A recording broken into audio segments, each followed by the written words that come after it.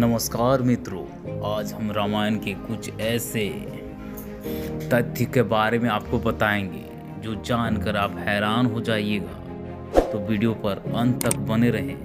रावण की मृत्यु के बाद उसकी पटरानी मंदोदरी सती होना चाहती थी, लेकिन राम ने उसे ऐसा करने से रोक दिया। चलिए आज जानते हैं मंदोदरी के बारे में।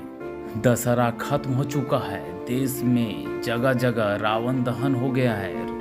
युद्ध में रावण की मृत्यु के साथ ही जब राम की जीत होती है तो उस दिन हिंदू धर्म में जीत की इस खुशी दशहरा के त्योहार के जरिए जाहिर किया जाता है। रावण के परिवार में दो लोग सीता के अपहरण और युद्ध के खिलाफ थे। वो थे भाई विभीषण और पटरानी मंदोदरी।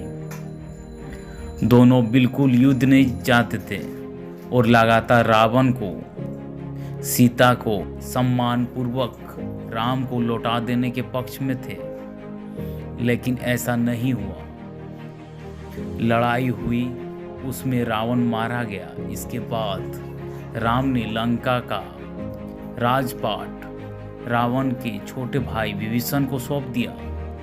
लेकिन क्या आपको मालूम है कि रावण की पटरानी मंदोदरी का क्या हुआ?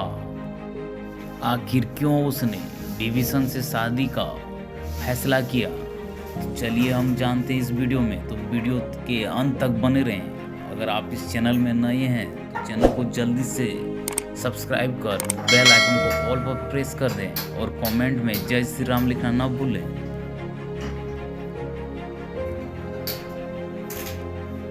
चलिए हम जानते हैं सबसे पहले कि मंदोदरी कौन थी। पुराणों की एक कथा के मुताबिक मथुरा नाम की एक अप्सरा कैलाश पर्वत पर भगवान शिव की तलाश में पहुंची। तलाशते हुए जब वो भगवान शिव के पास पहुंची तो उसने वहां पार्वती को न देखकर शिव को रिझाने का प्रयास शुरू कर दिया। जब कुछ समय बाद वहां पार्वती पहुंची तो उन्होंने मथुरा के शरीर पर शिव की भस्म देखी और फिर वो क्रोधित हो गई। पार्वती ने मथुरा को श्राप दिया कि वो 12 साल तक मेढक बनी रहेगी और कुएं में उसका वास होगा। मथुरा को अपनी गलती की कीमत चुकानी पड़ी और सहस्त्र कष्ट का जीवन शुरू हो गया। जिस समय ये सारी घटनाएं घट रही थी उसी समय कैलाश पर असुरराज मायासुर अपनी पत्नी के साथ तपस्या कर रहे थे। दोनों एक बेटी की कामना के लिए तपस्या कर रहे थे।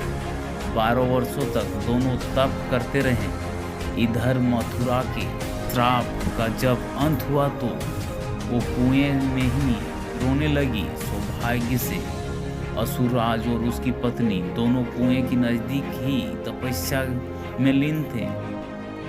जब उन्होंने रोने की आवाज सुनी तो कुएं के पास गए। वहां उन्होंने मथुरा दिखी जिसने पूरी कहानी सुनाई। असुरराज ने तपस्या छोड़कर मथुरा को ही अपनी बेटी मान लिया। मथुरा का नाम बदलकर मंदोदरी कर दिया गया।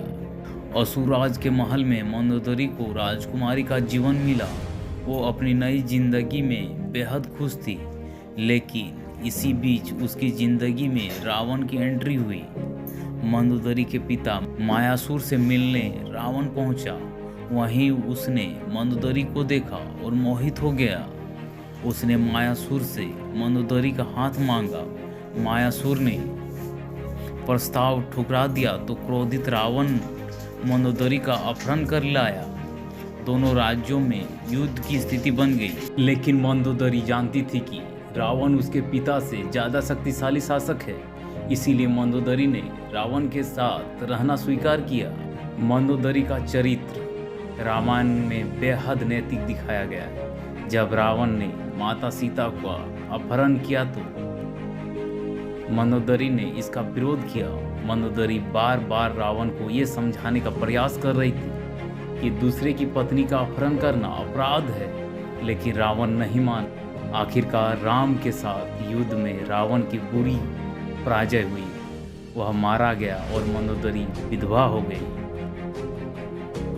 रावण की मौत के बाद भगवान श्री राम ने मंदोदरी को विभीषण से शादी का प्रस्ताव दिया था। उन्होंने समझाया कि विभीषण के साथ मंदोदरी की जिंदगी बेहतर रहेगी, लेकिन मंदोदरी ने इस प्रस्ताव को अस्वीकार कर दिया। कहा जाता है कि इसके बाद एक बार भगवान श्री राम सीता और हनुमान के साथ मंदोदरी को समझाने गए, तब ज्योतिष की प्रकांड विद्वान मंदोदरी को महसूस हुआ कि धार्मिक को नैतिक तौर पर सही देवर विभीषण से विवाह करना गलत नहीं होगा।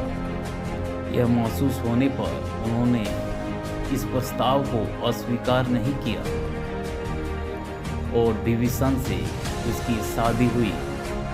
हालांकि रावण की मृत्यु के बाद मंदोदरी के बारे में वाल्मीकि रामायण ज़्यादा कुछ नहीं कहती, लेकिन रामायण के दूसरे वर्जन में जरूर इस बारे में काफ़ी कुछ कहा गया है।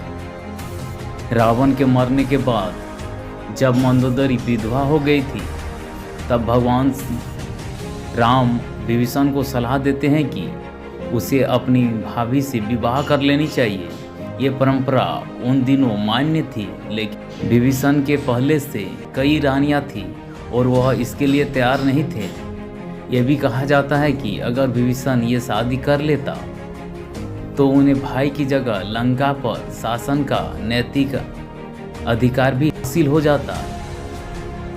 हालांकि यह भी कहा जाता है कि विवाह शारीरिक तौर पर पत्नी के तौर पर एक बजाय विशुद्ध राजकाज के से जुड़ा था, क्योंकि मंदोदरी भी चाहती थी कि उसके पति के निधन के बाद लंका में स्थायित्व और समृद्धि रहे। वह राम से शत्रुता की बजाय मित्रता करना चाहती थी। रावण की मृत्यु के लिए उसने राम को भी जिम्मेदार भी नहीं ठहराया। एक वजह यह भी बताई जाती है कि रावण के निधन के बाद मंदोदरी भी उसकी चिता के साथ सती हो जा रही थी, लेकिन राम ने उसे रोक लिया। इसके बाद मंदोदरी के पास देवर से विवाह करने के अलावा कोई विकल्प नहीं बचा था। इसी के साथ हमारा वीडियो समाप्त होता है। मिलते हैं फिर अगले वीडियो में, तब तक के लिए जय श्री राम दोस्तों।